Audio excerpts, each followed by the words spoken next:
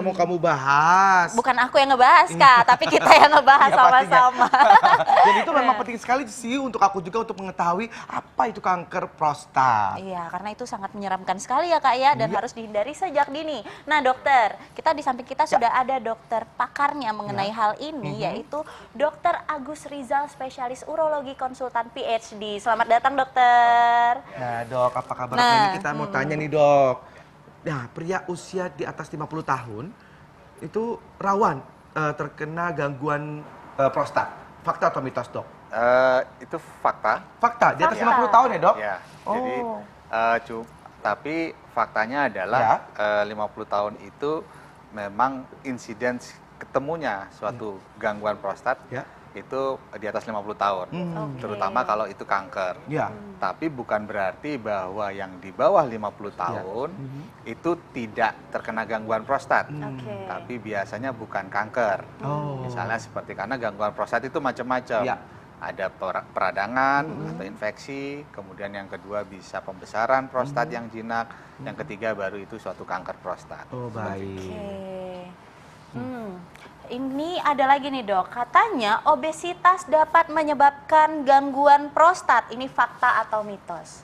Itu mitos. Mitos. Oh, jadi obesitas tidak? Tidak. Oh, baik, Dok. Ya, cuman memang untuk gangguan prostatnya sendiri tidak. Tapi kalau dari data penelitian menunjukkan bahwa kalau dengan adanya obesitas itu keluhan makin berat. Kalau ada pada gangguan prostat, kenapa? Karena ada tumpukan lemak, kemudian dia mengganggu fungsi berkemih.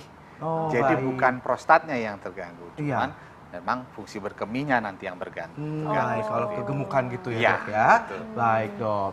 Nah, Dok, ini ada lagi, Dok. Sering menahan kencing itu dapat menyebabkan gangguan prostat.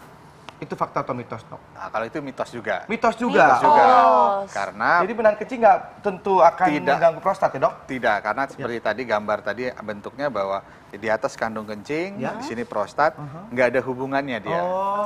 Kalau menahan kencing itu gangguannya nanti gangguan berkemihnya, bukan prostatnya. Karena gangguan prostat ini penyebabnya hal yang berbeda sebenarnya. Jadi Soal kalau mungkin seperti karena kanker, saking deketnya itu, Dok ya. Jadi Ya, banyak yang jadi mengira orang- seperti itu. orang yang mengira seperti ini itu. gara-gara nahan kencing nih pasti nih. Gangguan prostat deh betul gitu sekali, ya. itu sering Oke, sekali yang nah- ditanyakan sebenarnya. Baik, Dok.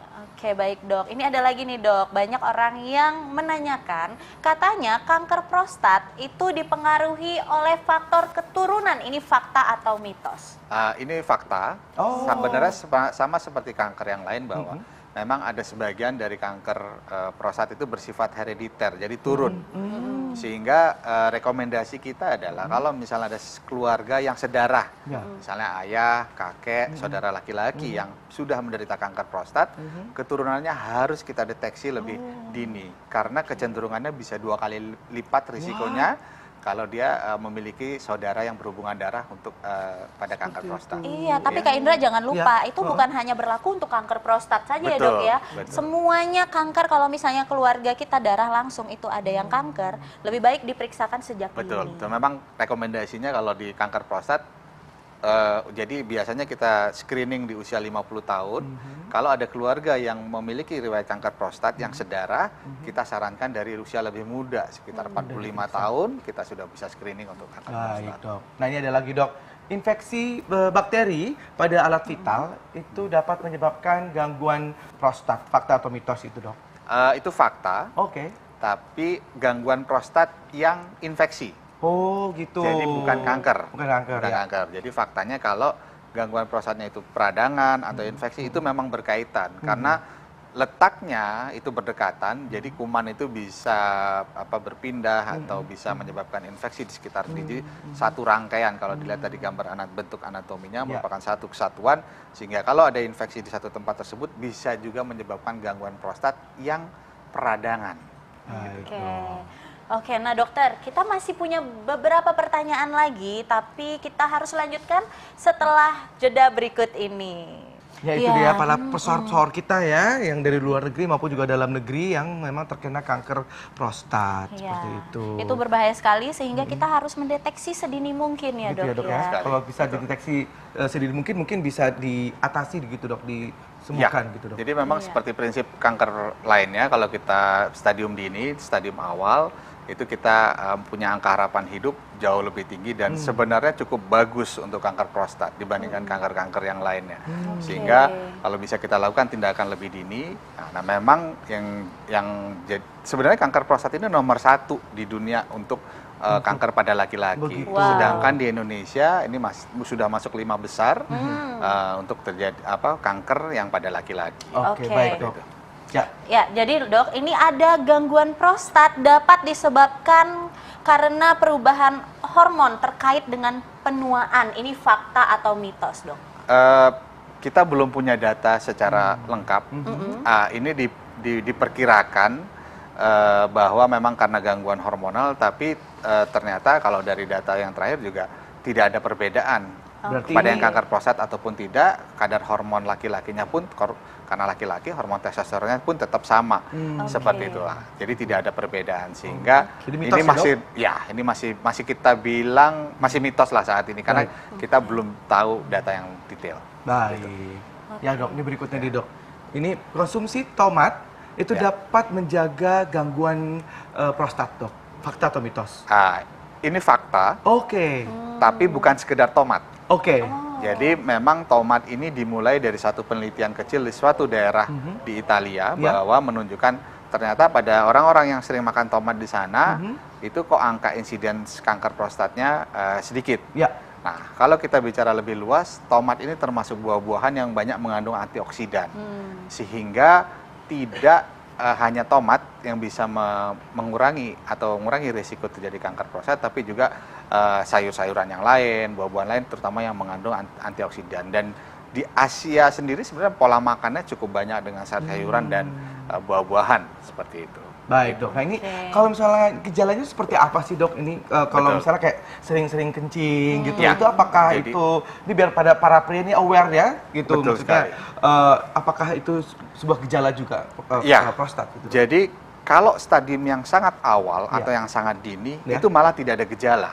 Oke. Jadi justru kita bisa hanya melakukan pemeriksaan dengan pemeriksaan medical check up, Oke. pemeriksaan laboratorium, yaitu dengan pemeriksaan PSA. Mm-mm. Nah, baru mulai bergejala kalau dia sudah mulai menutup saluran kencingnya.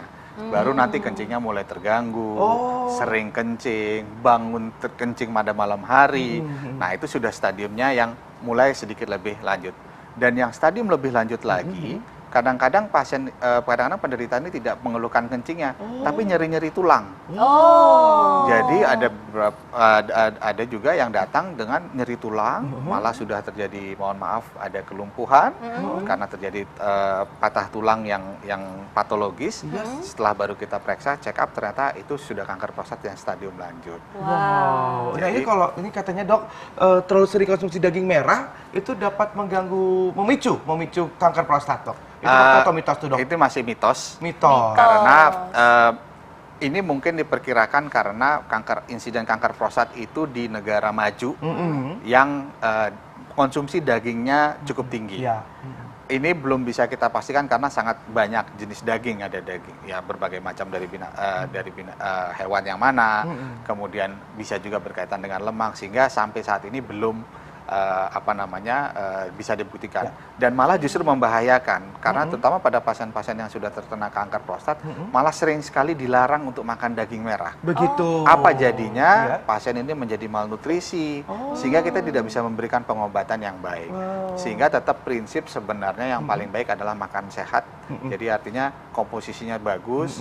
Jadi tidak harus mengurangi sama sekali Ya, baik. daging merah. Baik. Boleh dikonsumsi tentu dengan Baik. dengan Oke. komposisi yang Nah, bagus. Dok, ini bener nggak sih kalau misalnya kita sering buang-buang air kecil itu gejala prostat itu dok? Betul. Jadi Oh, betul, itu salah kan? satu gejala bahwa justru karena letaknya tadi memang tempat keluarnya urin.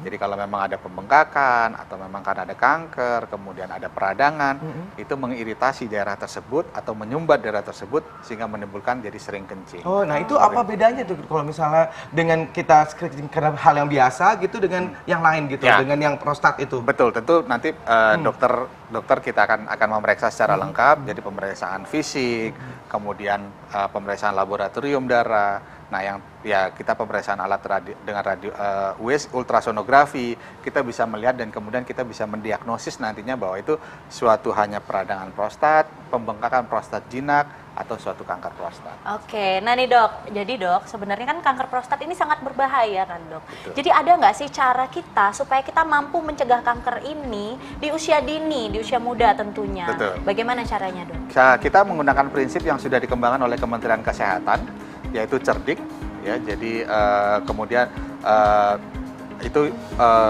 berolahraga, ya ada olahraganya, kemudian mengurangi stres, kemudian pola makan yang sehat, kemudian beraktivitas, ya, kemudian kontrol medical check up.